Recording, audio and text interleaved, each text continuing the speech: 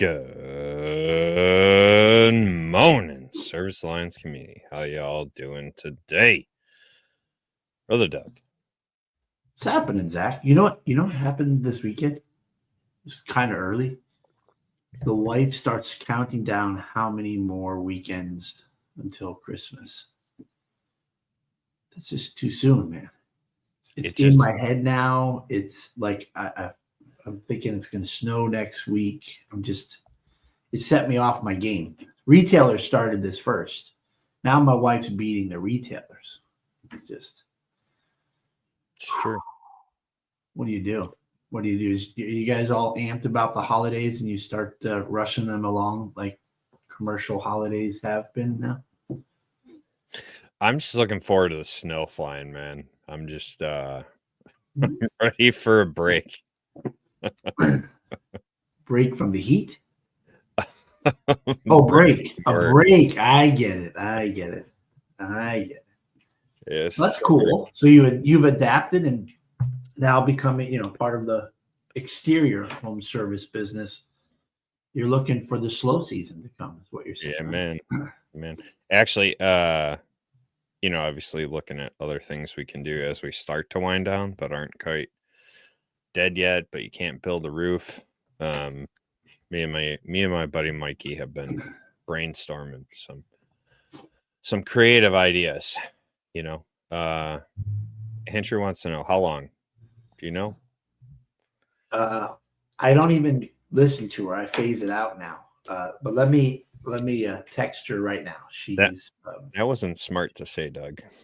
Haven't we learned that she listens to us on occasion? How many weekends? It was kind of like a live Siri that I don't have to pay. Well, no, I do pay a lot for my. What? But there's more perks. There's more benefits to the Siri, the Valley. Val is her name. The wifey. I'll get back to you. Oh, the wifey. I don't know. That just seems like that could go down the road of a nagging Siri. How many weekends till Christmas? Service Alliance wants to know. All right. Let's see what happens. Anything else that you want to ask my personal assistant, wifey? She knows it all because she tells me. I love her a lot, by the way. It's just like, I mean, you love water, right? But you get a water bill. So then when you get the water bill, you nag about the water bill. But you love water. I mean, life would be useless without water, right? So you have to embrace the water bill. I would not be a Hallmark holiday guy by any stretch of the imagination. Clearly, I'll stick to, I don't even know that either. So the lesson we're getting from this is don't follow Doug unless you want to get yelled at, but you might have a long marriage. Let me just open us in prayer. Lord God, as we talk about stories and which can help us lead to our why, I think about the day that I met my wife as a college student working at Action summertime to answer phones. God, I thank you and that I can still remember and still get excited about the idea of calling in after each call and hoping it was her and beginning an incredible relationship and friendship in between calling in for service calls. Lord God, we thank you for the fact that you've gifted us with Team Shear with our 3 children. And it is mainly my why, which is to love them and be a light of the world as a family. So God, we thank you for all of our children and our spouses. We recognize that they are special gifts, custom wrapped and given and created by you. And so God, give us that heart of gratitude and thankfulness. In Jesus' name, amen. Amen. Yeah. You know what happened this weekend was actually really cool. My daughter finally learned to ride her bike, and she's been practicing with no pedals, with grandpa and with mom, and all of a sudden, just she's off going. She just it clicked and off she goes. Were you guys nearby when it happened? Yeah. Oh yeah. My wife has been walking along the other night when she kind of figured out how to do it with the pedals. Mm-hmm. And we got to take a little bike ride together yesterday. So that was That's cool. awesome.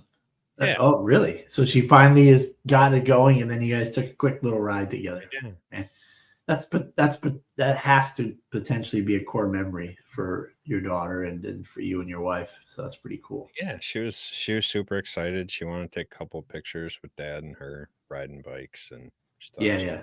So yeah. Cool. You imagine, Zach? I mean, you just imagine, 15 years from now or something, you're in your pull wagon and she's pulling you in a bike marathon or something, right? You'll still be biking at 50. Yeah, you're still young enough. But yeah, I mean, imagine you guys doing something together like that. That'd be so cool, right? Well, yeah. So she's very excited because when I do the bike race every year, they have a family bike ride, and we've not been able to do it because she just hasn't been able to ride a bike, and now she can. So I told her yesterday. I said, "Well, we'll bring all the bikes down and we'll do the family bike ride," and she was so excited to be able to do that. So I can remember bike riding being one of those miserable things that you have to learn that just suck and hurt and was really hard and you just wanted it, But I think it's symbolic of these aha moments that click in our heads when we're challenged by something and we want to get it, but we just don't know how it's going to happen, and perseverance and just doing the same thing over again. But there is always some little thing that triggers you. It either inspires you or brings clarity, and then you're off to the races after that. And I mean, as your daughter's being young, she's going to have a bunch of these, in her lifetime, right? Going to school, and whether she cares a lot about grades or not now, one day she's going to have some epiphany of some direction what grades mean. But it's this clarity moment that just takes off, So we got to make sure we keep having those in our lifetime, that we don't just become part of some sort of rut that we're in, right? Well, and for me, that was a lesson that kind of shaped the direction that I went, right? Spending time and being present in those moments with my daughter, because we bought the business and she was born a month later, and then chaos, right? But actually making sure that in whatever I did, I was able to be present for those formative moments, for those special moments, that I'm able to be a present dad for my daughter. That shapes everything that I do, much like you, right? Like, I'm a father and a husband, and so I want to be present for my family. So love that. That. That's one of your foundational blocks, I think, Zach, right? Oh yeah. You can't get a hold of me when it's time to put the kid to bed, because I have to be present for that. It's hard when I'm not, like when we go on these trips and stuff, it's hard to not be there. So yeah, it's important. Can you think of one of your more recent aha moments that you had that has begun to sort of shape your kind of foundation of thinking and what you put your energy into?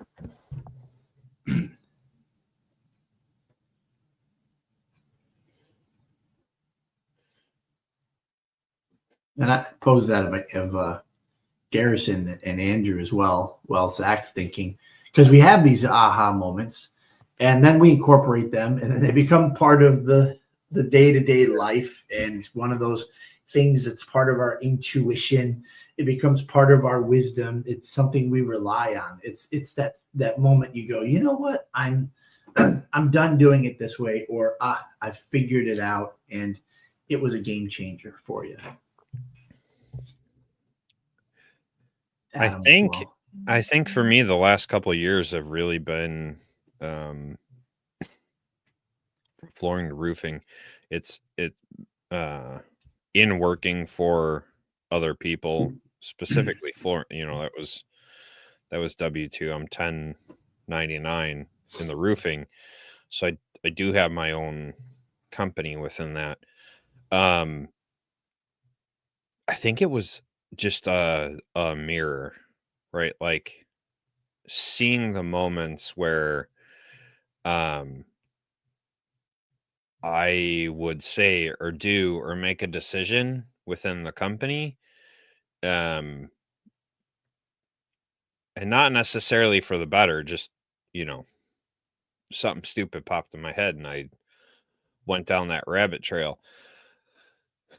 And seeing how that affects people within the business, like being on the other side of that, um, you can see those moments where the plan isn't thought through or clearly communicated. It might be thought through, but it's not communicated.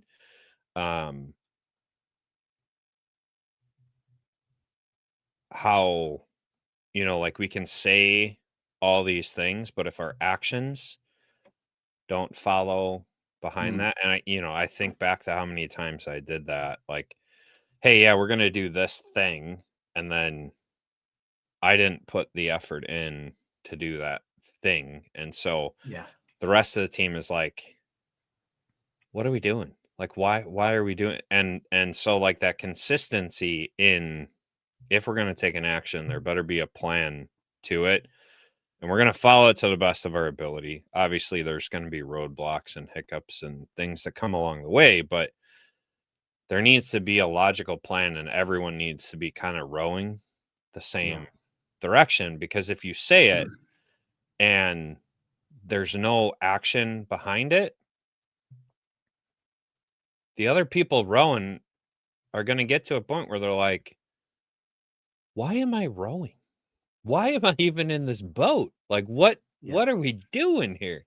And so like I had that mirror shine on me, like, holy crap, I can't believe I kept people as long as I did, because I was just kind of, every which way. And so seeing things the last couple of years, it's really been that reflecting, that mirror moment for me of where I could have done better, where I could have done differently, where I could have just not done it all. Like not even make that choice. That's right. So, how about you? I like on Andrew's. My last aha moment was reading with service, realizing what service means to me and where I fall on the spectrum. That's a big deal, because knowing where the customer is before they reach out to you and what you're hoping for them after, and knowing your place in that timeline, that's a big one, Andrew. And of course, now we have to make sure we think outside the box, not what the traditional expectation is of this, but how you can really knock it out of the park and just set them on a whole new path moving forward. And it's pretty cool. So that's a great one, Andrew. I think I've been working through one now for a little over a year, which is, in regards to business, running a business, and being the creator of it all and the inventor of it all, making sure it's getting done, the accountability of it all, it's not sustainable. And I knew all along from the very start but the aha moment was, this is the place where we can become a place of collaboration and offering other people an opportunity to make it their own. Right. So that's what Jay did for me. I bought in 100%, but I get to make it a little bit, like put my own twist on it, my own flavor without losing its identity, the company. Why would I want to hoard that to myself? Why would I want to hold it like a king and then pass it off to someone when I'm done, when I can create this place where a lot of people can come? It is hard, man. It's hard to wait and to encourage and to coach and to see progress, and then maybe see them decline a little bit. But then I have to keep reminding myself that I was a trajectory of peaks and valleys, of struggling to get it and be consistent, and then, succeeding and learning something there. And once you learn something, it becomes part of your life. It becomes part of your mindset, and you don't have to think about it. It's like riding a bike. Right now, your daughter has been overthinking the whole thing, every step of it, and that slows her subconscious to take over. And same thing goes with us in business. When we learn something, we incorporate it. Now, wouldn't it be great if we just shared the knowledge and someone else went, "Oh, yeah, okay, sounds great, perfect," and then takes off with it? But it's not that way. They have to have their own journey. So we've been on that path. I've been on that path now of growing and looking for leaders to help collaborate and take that J Dream of Action Appliance and making it a twist with everyone's perspective on it. Who wants to invest into it, right? I think that's one of the hardest lessons to learn, is that collaboration, like opening it up to your team. Because at the end of the day, the whole reason we hired people is because we needed people with different skill sets than us. And we're not always the smartest person in the room. That's right. Hopefully. And if we are, then we need to hire better. We hired for our ego. That's a lesson that I learned. Like, if we're not hiring above our skill level in something, then we're ego hiring, and we're never going to grow. Like, we have that lid and we put it on and we don't. Yeah. Right. And definition of grow, I think you and I are on the same page. It's not about size, but it's about the opportunity where your business has grown to a point where you can step away, take a break, allow people to lead it, and it doesn't veer off track. It might even thrive without you. Not to say we're looking for that goal either. It's just growing in maturity. I think that is a great goal to have. I think being able to step away and have it not fall apart, right, like that kind of humbles us. So I think that ego hiring, hiring below yourself, or keeping people down, like not offering them skills or opportunities to raise their lid and go beyond you in a certain area, like, it's just foolishness. And I say that having been there, not realizing it at the time, but looking back, like, boy, that was dumb. Morning, Saul. Well, to Andrew's point,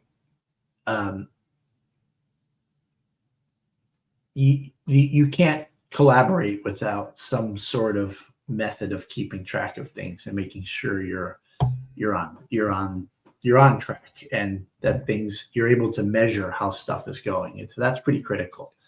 And currently we're doing a weekly, monthly, quarterly, annual sort of checking in on the numbers. So I really don't believe, I've said this a couple times out loud, maybe here, I don't think that we can break our company by trying something new.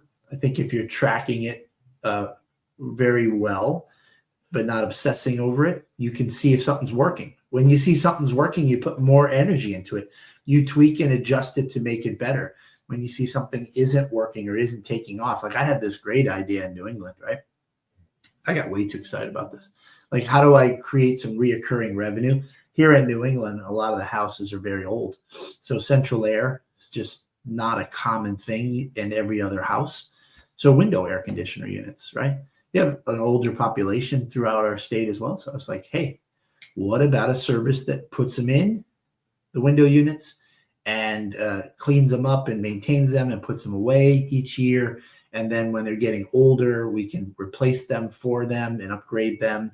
And I was like, this is great. We got thousands and thousands of customers. Man, I sent that out waiting. We had like 2 people, man, 2 people out of like 35, 40,000 people, you know? And I was like, damn, I thought that was going to be a great idea. But that fail was exciting to think that you could try anything. And the worst thing that will happen is it won't work out. It didn't cost us much money, just my pride a little bit, because I thought for sure it was a great idea, you know, but sometimes it might cost a little bit of money. But to make $1 million or to make $500,000, sometimes you got to spend 10,000, 15,000 to find out it's going to work or not work. But tracking it, Andrew, it's not as much about faith at that point. It's about just knowing that how are you going to sustain yourself, you know, in 15 years, Andrew? How old will you be? Where's your mind at? Are you going to still want to be the guy on the road? You've got to play those scenarios out.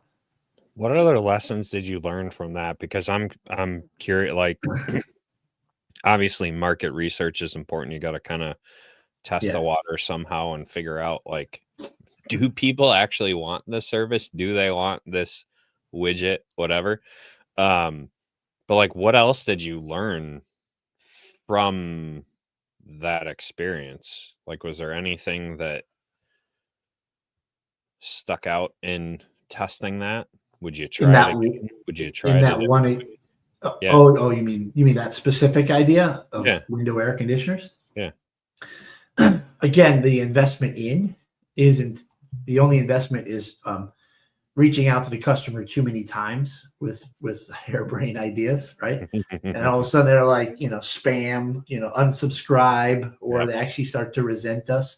I think it's worth trying again next summer and seeing. It's almost like a science experiment, which I enjoyed science, man, you know, and it's like testing it and going, have we verified that it's not a good idea, or it's not worth the heavy lift to try to make it happen, right? So I would probably try that again in the spring to see what will happen, you know, and I've learned a couple things, right?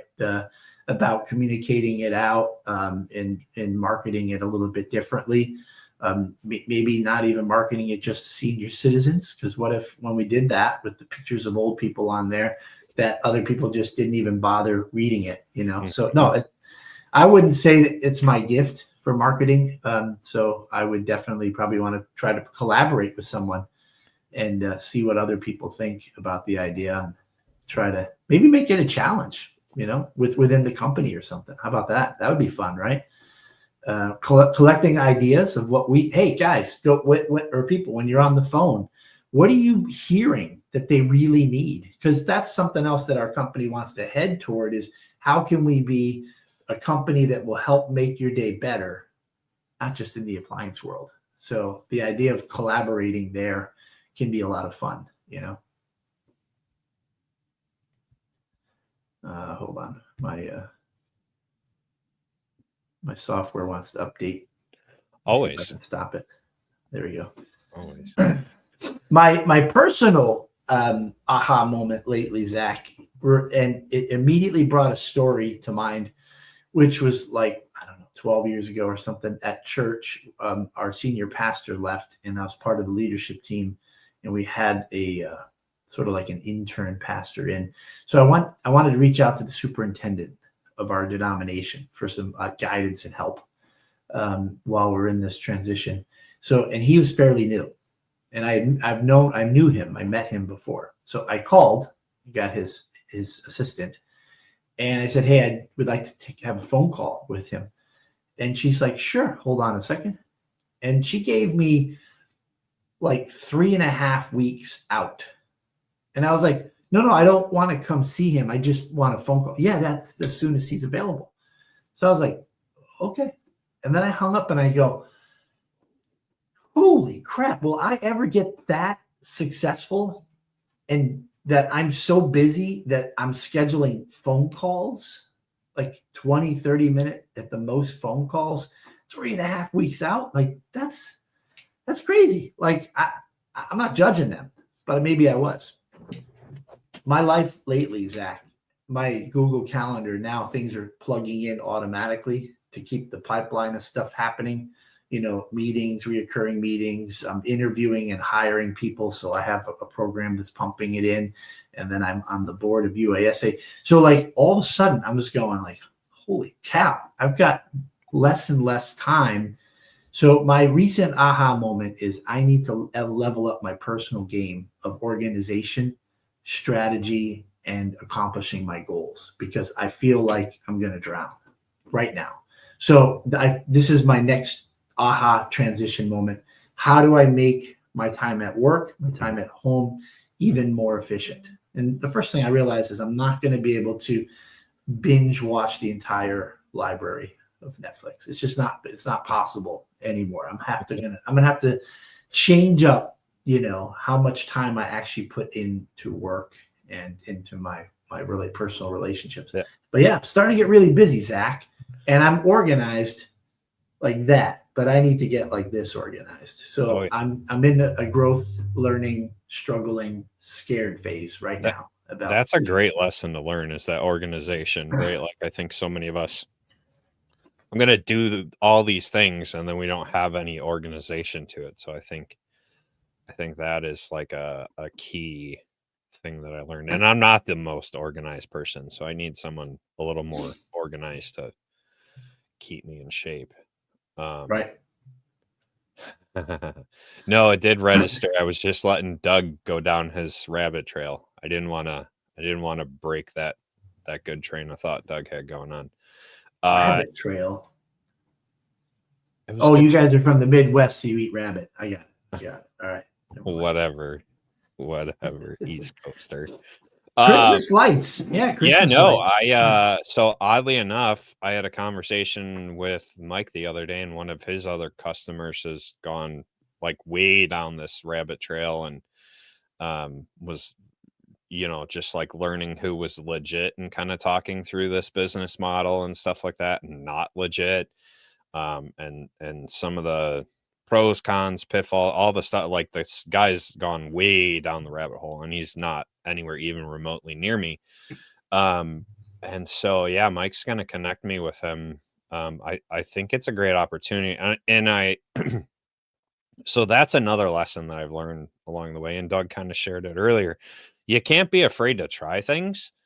Sometimes you just got to kind of do it and see what happens. Right. Yeah. So that some gutter cleaning, because our gutter crews are too dang busy to go out and clean gutters right now. I mean, they're running into December, they're installing gutters. And so it's hard for them to get out and do the actual cleaning service. And so, hey, how can we kind of tap into that and make that happen and offer that as a service? So yeah, it's I'm interested to see what happens, what lessons, kind of come out of that. So I was at a convention and they had the Christmas tree light installation. The good news is it's I think we're right there. This is the cusp of it blowing up. You know what I mean? It's been around a while, but it's really starting to take hold, to the point that these companies that make the products are setting you up with training from A to Z, everything, and whatever you thought it might be, almost everything has been kind of created a system that's more efficient than you think. It's not just about buying 50 feet of line. It's about making the 36 feet that you need, snipping the ends, putting your tips on. You have a kit, you're just customizing it, how to store it, how to store the product in a facility to be organized, pull that back out, reoccurring revenue, and then to couple it with gutter cleaning, which is around here what I'm seeing. So I did not see it 2 years ago. I saw it a little bit last year. And now I'm seeing those yard signs everywhere, gutter cleaning, Christmas light installations. And my own BNI roofer, he's now going on a month late of coming and cleaning our gutters because I'm not going up, 2.5 stories for me. But so yeah, it's it's a total viable, low labor sort of company or job, right? It's pretty cool. Well, and and for us being partnered up with my buddy Mikey, who's been on with me before, he came from Union Electronics, by the way. That's Oh yeah. little thing that we have together. Him and Alex Hearn are good Yep. buddies. But being able to and so take this lesson for what you will in what you do, right? So gutter cleaning and Christmas lights gives us a chance to get on the roof of customers that wouldn't necessarily call us for a roof. And so it gives us a chance to look at what repairs might be necessary. Are they on the verge of needing a roof? And, you know, we kind of have the advantage over some of these other companies trying to do it, that we have access to getting the measurements for the entire roof, for the eaves, for, you know, the gutter lines, the rakes, all that stuff. And so now we have a file for that customer. We've made that first touch point. And oh, by the way, hey, here's a photo report of your roof. Because while I was up there, I'm checking it out and just seeing if there's any trouble areas. You know, hey, your roof looks great. You got, you know, 5 years, 7 years, 10 years, whatever left. Or hey, after winter, you're going to be coming up on replacement. And so it kind of gives us that foot in on marketing. We're paying customers to let us market to them, or customers are paying us to, you know, let us market to them. So how can you do that in your own business, right? What are some of the foot in the door things that you can do? And that was not something I was good at when I was in appliance repair. I you know, I just wasn't that creative in thinking about that. And sometimes it takes that partner or that, you know, person in your life to go, hey, you know, like, what if we did this? Because I think we could, you know, you just need that visionary in your life. So yeah, I don't know where it's going to go. We got to get moving on it, because, you know, you pretty much got to get them up in November and get it done. Yeah. It's gonna be a big push now, but you know, who knows? It might be a little past that time frame, but you could really set yourself up for success for next year. Yeah, you know, it's kind of like some little shop who makes 100 apple pies and they sell out in an hour and a half on a Sunday morning. And you're like, oh shoot, if I had made 200, you know. So you could really prepare yourself to maximize the amount of opportunities for next season. But it is a long time away. I'm a pretty impatient person for sure. Yeah, but I think testing the waters, and so maybe you only have 5 or 10 customers this year. Yeah, well, that's true too. 40, 100 next year, because you kind of learned, refined, and were able to make efficient the process in it. And to Saul's point, like, I haven't done this yet, but this is a great opportunity for that Christmas light. Like, hey, we're partnering up with a sister company that does roofing. So while we're up there cleaning your gutters and you know, we're going to check out your roof, and we're going to do all these things that other companies can't offer. And so, like, a little leave behind, because Doug, you're the king of leave behinds. You got the best leave behind, I think, in the entire industry. I love the action leave behind. But this has kind of inspired me. How do we leave a really good follow behind? It's and for us, it'll be making sure we have the pictures. You know, my partner can fly the drone while I'm hanging Christmas lights, right? Like, so we have the opportunity to get some really good collateral going forward.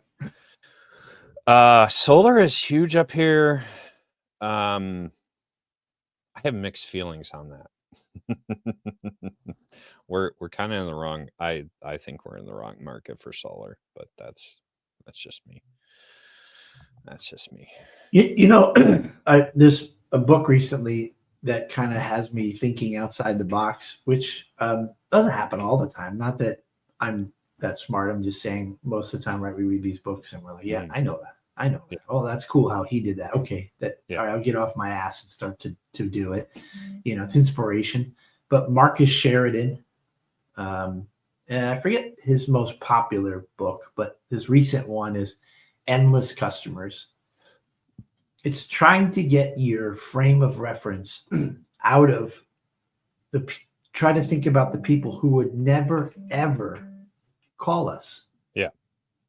Just there's a whole segment of population that would never call for appliance service. Right. And there's a bunch of different reasons why, and I won't break it down here. But can you imagine if instead of trying to fight for the market share with your competition, that you reached outside of that window and grabbed new people that would never call you? Yeah. And how does that look? And what would you do? And what you were talking about with gutter cleaning and Christmas lights. You can reach out to your clients to say, hey, I do this, but you might get a brand new customer for that would have never called appliances. How many times have we heard, and I heard it just recently at a BNI event, they fix appliances? Really? Like there's a market for it? Yeah, we've got 20 techs and we cover 3 states. What the heck? Like, people fix appliances? Right. And in the past, you'd be like, what a loser. This guy has no idea about the reality of the world. But there's a whole bunch of people that question that. So how can we get into the homes of the people who think that you don't even fix appliances, right, and you just buy new ones? So how do you get there? What do you do? And one of those transition things are other home services, where they come to go, wow, that's a really great business. That's a very well-run business. What do you do? I never even would have thought of that. So there's this transition of grabbing people outside of our market. And that's where my newest aha moment is. I only have a couple ideas on paper of how we're going to pull that off. And even if we are going to go in that direction, but if we're to survive in our industry, we do need to figure out how to get new customers. So you don't have a lot of it, but as you were talking, I was thinking about my our friends in the areas with central heating and air, having a truck and a technician or a couple technicians dedicated to cleaning the furnaces and the air conditioning systems, because in my area we have like 1 or 2 vent companies. And so if you're an appliance company, obviously like towards the slow season is a great time to be cleaning these vents. And so how do you get the certification to do it the right way? Because a lot of people will not clean the HVAC ducts correctly, and it causes issues. And so if you can get the certification, do it correct, use the actual the actual van that has the negative pressure, and like do it the right way and clean the dryer vents. And oh, by the way, we have technicians that fix appliances. You know what I mean? Like, that's a great that's a great chance for you to keep people busy in that kind of slow season. Yeah, I love it. There's so many directions we can go in, but how often do we find ourselves going, it's crowded here in this market, and I don't know if there's going to be enough business for me in the next 5 to 10 to 20 years, especially in the direction of appliances. And you're just in this bubble. You have to get outside of that bubble.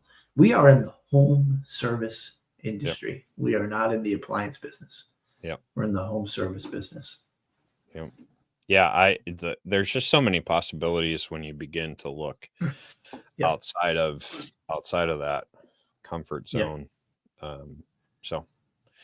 Hopefully our lessons, hopefully our stories have kind of inspired you to think outside the box, or take a look internal and kind of reflect back on your own lessons, and learn from that. I think that's the biggest takeaway from this episode.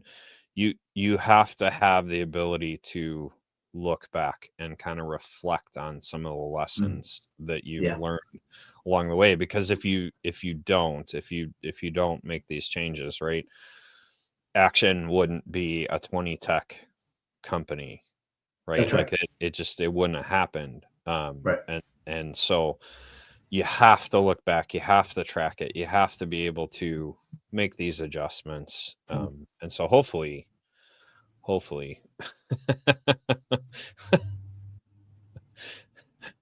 did Vale say when Christmas is coming? She said about 9. So that's 9 weeks. 9 Andrew? weeks. Oh my, that's oh man. Let's close in prayer for Andrew. No, that would not be. Well, God wants us to pray about everything. But anyway, Andrew, good luck, buddy. There is a couple holidays in between, so if you can get creative, right? Think outside the bubble. You could maybe work it into Thanksgiving or Halloween, my friend.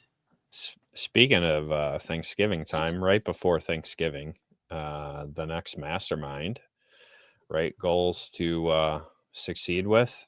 I love goal setting, and I intentionally make sure that the mastermind for goal setting is before the new year, because I think we need to set those goals ahead of time. So I will be leading the mastermind on November, whatever it says down there. It's like microscopic on my screen.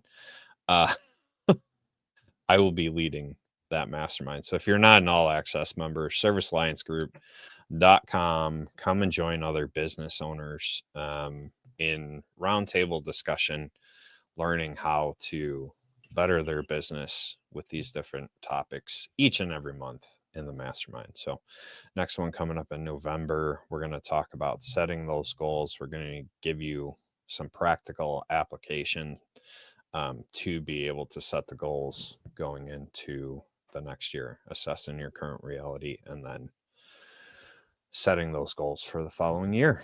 So, Doug, great story time. Always enjoy it. Always fun. It's easier episode for us because we tell stories all the time. So every week. All right, guys. We'll see you next week. Get out there, take care of your customers. Bye, guys. Thanks for tuning in to the Morning Grind podcast by Service Alliance Group.